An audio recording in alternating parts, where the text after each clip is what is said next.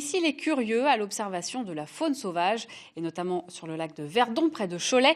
L'hiver est la saison idéale pour apercevoir certaines espèces. Éric Aubron et Gwenaëlle Riet. Juste devant là? Oui. Non, c'est des canards siffleurs. Regardez, ils ont une petite crête dorée. Une petite crête dorée, regardez comme il est beau. Canard siffleur. Un très beau canard.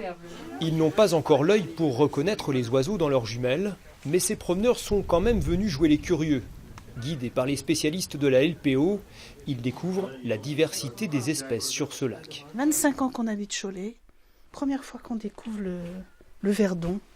C'est incroyable quand même. Et pourtant. Mais non, on découvre, on ne savait pas que ça se faisait. Déjà que c'était ouvert tous les dimanches, de janvier à février. C'est intéressant. Combien de sortes d'oiseaux là ? Ce réservoir artificiel près de Cholet est l'un des principaux sites d'observation ornithologique du département. Plus de 200 espèces y ont été recensées par les spécialistes depuis sa construction en 1980.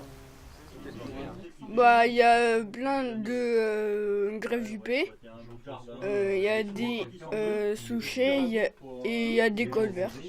Là on voit 5 ou 6 espèces là, en plein déplacement. Certains piquent dans l'eau pour aller pêcher aussi.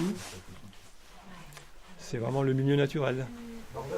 Beaucoup d'oiseaux font une halte sur ce lac lors des passages migratoires au printemps et durant l'actuelle période d'hivernage. C'est un site d'hivernage. Qui dit hivernage, c'est passer l'hiver à l'abri du froid nordique, forcément.